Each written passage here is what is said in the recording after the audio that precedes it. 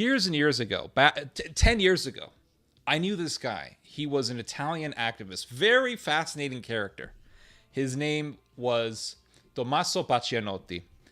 Very fascinating character because this guy was 100% Italian, but he could speak perfect English.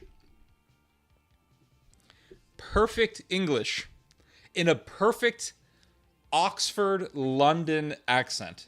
I mean, this guy would walk up to you and he'd be like, "Hello, how are you doing, sir?" No, that's kind of off. He'd be like, "Hello, how are you doing, sir?" And I'm, what the hell? And then he could flip from "Hello, how are you doing, sir?" to "Buongiorno." Blah, blah, blah, blah, blah. I mean, he would just go from perfect English to perfect Italian. It was just fascinating to see. And the other fascinating thing about listening to him was that he'd start talking, and then sometimes there would be a word that he would have difficulty pronouncing. And from a perfect English accent, his contour would change to one of some Italian guy who's having difficulty speaking. He'd be talking to you, he would say, "Well, you know that the persons involved and the persons who partake in these sorts of activities are actually quite what's the word? Debased? You mean debased? Yes, that's the word. Thank you very much. Debate. Like, it was so funny listening to him. But this guy was super educated. Good. Hello, Mick, ADHD. He was super educated, and he had a degree in medieval history from the University of Oxford, actually, in England. Super educated guy. And he was involved in activism work in Italy. And he told me this story. This was back in 2014.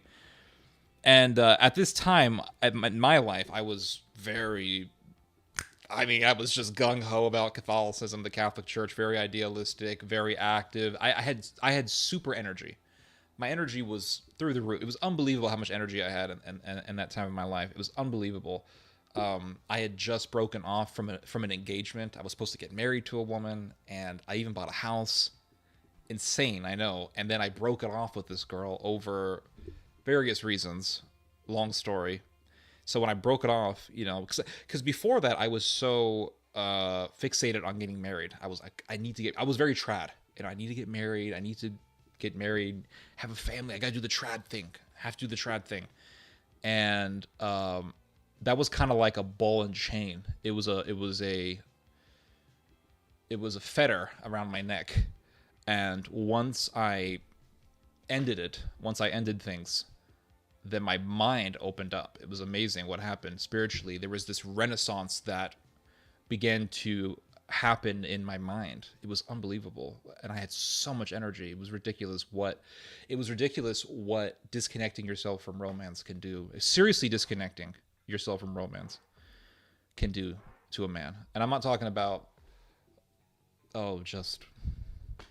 I'm gonna not pay attention to women, but in your mind you're different. I mean, just literally disconnecting yourself hardcore, not giving a damn. Amazing what that could do to a man. But that lasted for about 7-8 years maybe, and then it wore off, which is kind of sad. But anyway, I was talking to this Italian guy, and he wrote me. He said, "I really like your articles, and if you need any help on medieval history, let me know." So him and I spoke online, and I asked him if he wanted to do an interview. He said sure. He was but he was a little bit hesitant. He didn't really feel too crazy about doing it, but I asked him if he wanted to do it. He said okay, fine. He didn't really expect much to happen because my channel was still growing at that time. This was the which channel was this one? I want to say this was the first channel or the second channel that I started. But anyway, Panoti, he starts telling me about his activism work, and he told me that he took part in this pro-Catholic demonstration in Rome. And he said that, and this was during the time when ISIS was popping up. And they were beheading people and burning people alive. And this Italian guy told me that he was in this pro-Catholic demonstration in Rome, and he said that Muslims popped up, and they began to spit at the Catholics, and they began to say a good Christian is a dead Christian, death to the Pope, weird stuff like that. And he told me this story. Now, for all I know, this guy could have been a provocateur. an online provocateur. If he was a provocateur, I will say he was a very good one, and he was very educated to the point where he could have easily been an intelligence operative. And if you think that being an intelligence operative is just James Bond work, I would highly recommend that you watch the interviews of the Greek American former CIA operative John Kiriakou. John Kiriakou, I think, if you want to understand the work of the CIA at the most elemental basis, go on YouTube and type in John Kiriakou and watch. I binge watched his interviews a couple of weeks ago. I watched a lot of his interviews, and he breaks down what CIA operatives do. And basically, what it comes down to is the average work of a CIA operative has nothing to do with what James Bond does in the movies. The average work is just talking to people, meeting people on the internet, talking to them, meeting them in real life, making friends with them to the point where the CIA operative will become a family friend to the person that he wants to get information from. And that person will give information to the operative during a dinner. And the person that the operative is interested in has his wife with them in the dinner table. It's that basic. It's that normal. There's nothing explosive about it. So this guy could have been an operative for all I know. He was very educated, but he told me this story. And him and I, we continued communication after that. And I posted up his interview, and the interview ended up getting, I want to say, in a couple of days, it ended up getting around 45,000 views. And I wrote him and I said, your interview got about 45,000 views. And he was terrified. This Italian guy, he was terrified when he thought the interview was going to get 500 views, 400 views, something like that. But the interview ended up getting 45,000 views in a couple of days. And then it continued increasing from there. It continued to grow in numbers. So I kept asking him if he wanted to do an interview with me, and he just didn't want to do it. So maybe he wasn't an operative. I guess an operative would want to continue doing interviews with me at that point to spread certain information. But he didn't want to do it. He didn't want to do it. And I kept pressuring him. I pressured him for years, and he wouldn't say no, but he kept shrugging me off. He kept saying, well, I can't do it that day. He kept telling me that he was busy. So one day I wrote him. So he ended up getting married. He was engaged actually for a while to this Italian girl. And what ended up happening with him is he broke it off with his Italian fiance. He told me that she basically wasn't trad enough, and that she was just interested in partying and going out to fancy dinners and all that stuff. So he ended up proposing to a childhood friend of his, and she said yes, and they eventually got married. And then I talked to him a little bit after that. He told me that married life is great and all this stuff and blah blah blah. And then one day I wrote him, and he never wrote back to me, which was unusual. So a while later, a couple weeks later, I wrote back to him again, and I said, hey, what happened to you? And I got a message back from him, and it was a picture. It was so weird. It was a photograph of a gravestone. And on the gravestone, it said, Tomaso Panoti. Now, I don't know who wrote this to me. It could have, I'm guessing, if I had to guess, it was his wife who wrote it to me. So I'm thinking, is this some kind of a joke? So I Googled his name, Tomaso Panoti, to see if there was any sort of media about him, because he was kind of known in the area that he lived in as an activist. And I indeed found a piece of news about a Tomaso Panoti who had died that very year. And which year was this? This was in 2000, and I want to say this was in 2018. And there was an article from the local news in Italy, and it was about how a young man by the name of Tomaso Panoti was found dead. And it gave his age, and that was his age. The age corresponded with the person that I was talking to. It was most definitely talking about him. And it said that Tomaso Pacinotti was living in his apartment and that an ambulance was called because there was a medical emergency. The ambulance came, tried to revive him, tried to fix him, and it didn't work, and he died. The article then said that the cause of death was determined to be cancer. Cancer. And that's very strange because when people die of cancer, there are a number of symptoms that are seen to where they go to the doctor, they get diagnosed, and they go through chemo, and then eventually they pass away in their sleep or they pass away in the hospital. I've never heard of a case where someone dials 911 or dials for an ambulance, and the ambulance comes and the person dies of cancer. I've never heard of that before. It sounds very strange to me. The person knows he has cancer. Now, when I would talk to him, he looked very healthy. Seemed very healthy.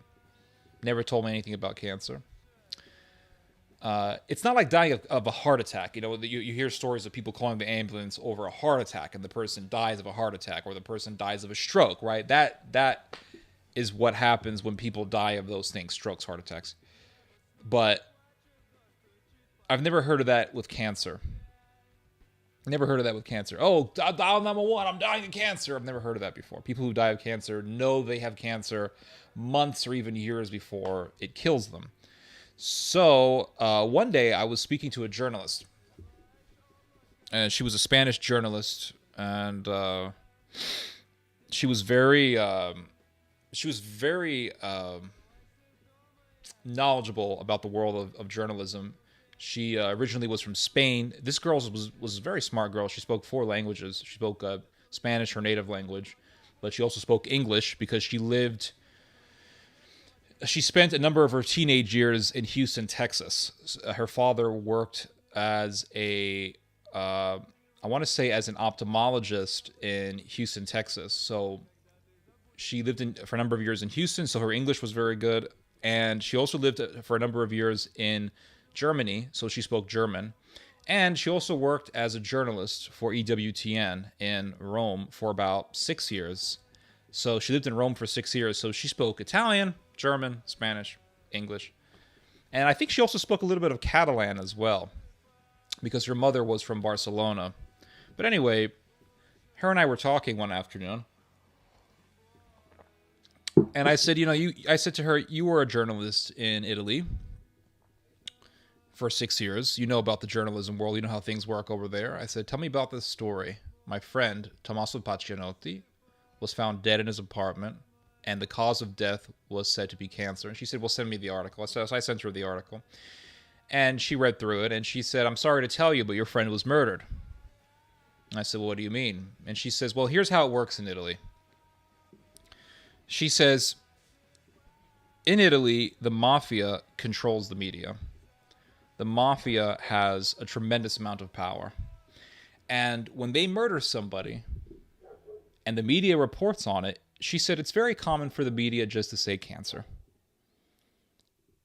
If you read a story that says, oh, the ambulance was called in and they determined the cause of death was cancer, that doesn't make any sense. Because like I said, people who die of cancer knew that they had cancer for months or even years before they pass away. But this person calls in the ambulance, or his wife called in the ambulance. Ambulance comes, they try to revive him. And he's dead, he drops dead, and they say, cancer. They say cancer. She said, your friend was murdered. Your friend was murdered, she said. The mafia killed him. The media wrote a story about it. They didn't want to say he was murdered, so they just said he died of cancer, and that's that. So I began to put the pieces together. with whatever information that I knew. And one thing that I knew about Tomaso was that, according to, well, from what he told me, he was involved in right-wing activism. He was heavily involved in right-wing activism. He was kind of like a hooligan. As educated as he was, he kind of became a right-wing hooligan. He told me that he lived in this city in Italy. It was this small city. It was about maybe a 2 or 3 hour drive from Rome. He gave me the name of it. I don't remember what it was. But he told me that that he lived in this small city, and in this small city they had an issue with North African youth. And he told me that these North African youths are basically thugs. They're little gangsters, and they come into Catholic. They would come into the Catholic church in the center of the city, because if you go to an Italian city, all Italian cities are kind of structured the same way. If you go to one Italian city, you kind of seen them all in a certain way. I know they all have their little differences and their own little nuances, but they all have they all overlap in pattern and in how they were structured and put together. So when you go into an Italian city, you always see a church in the middle. So every Italian city has a plaza. So you go to the Italian city, they got a plaza, and then in the edges of the plaza, you always see these old buildings and old pieces of architecture. And then there's always a church in the middle, and the church is always really big and beautiful. Mexican cities are also similar, and Spanish cities are also quite similar in their own, but they all have their own little uniqueness to them. But he told me that in every Italian city they have a plaza, and then they have a church. And he said that that these North African youths were going to the main church, and they were vandalizing Catholic icons. So they would attack the statue of the Virgin Mary. They were doing things like that. Forza Italia. Yeah, exactly. But I don't know if he was a member of that group, but it was something like that. And he told me that these these North African youths would go into the church and they would harass people and break icons, and it was really nasty stuff. So he said that that one day this old Italian woman approached him, and she said, "Oh, Tomaso, the Moors came and they harassed us and they broke the icons, and it's just awful. And they attacked us, and they accosted. That's the word. They accosted us. That's the right word. They accosted us." So he told me that he told this old woman, "Well, you know my number. Give me a call if those youths ever come back to the church, and we're going to teach them a lesson." So he told me, this is the story that he told me, that one morning the old woman called them up, and she said, "The North African youths have arrived in the church. They're at the church, and they're being loud, obnoxious, and they are accosting people." So he called up his buddies, and this is a small city, and they all know each other, so networking is very simple in these societies. And he told me that they walked into the church, and there were a number of North African youths, maybe a handful of them, and he told me that they straight up beat the shit out of these North African guys in the church. That's what he told me. He says, we just beat him up. We beat him up. And he told me that when the North African youths ran away, he says that him and his friends all started howling like soccer hooligans. Like in that movie with the guy who played on Lord of the Rings, Green Street Hooligans. I think that's the name of the film. It's an English film from the early 2000s about soccer hooligans. Like something out of a movie. And he told me that after that, they made this. He says the North Africans were running away, and he says my friends and I were howling in victory. We did a little victory thing, little victory shout, and it was exciting.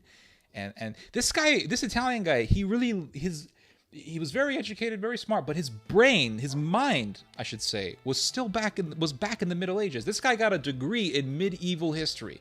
He was obsessed with medieval history. He was obsessed with the Crusades.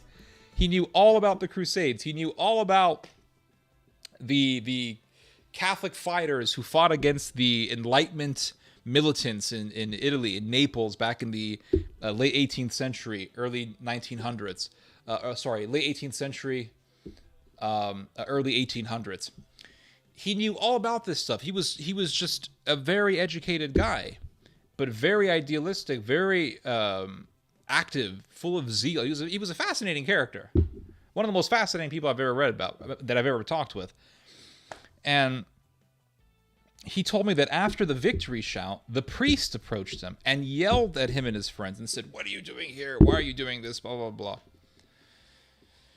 So he was involved in that kind of activism.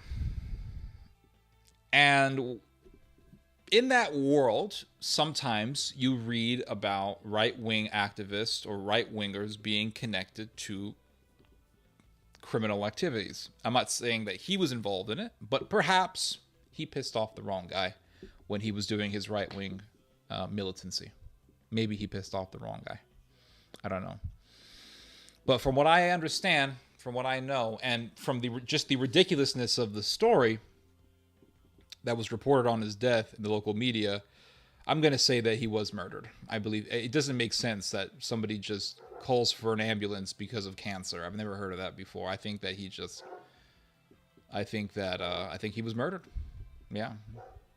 And I think he crossed the line with somebody. I think it's likely that he crossed the line with somebody and ended up getting murdered.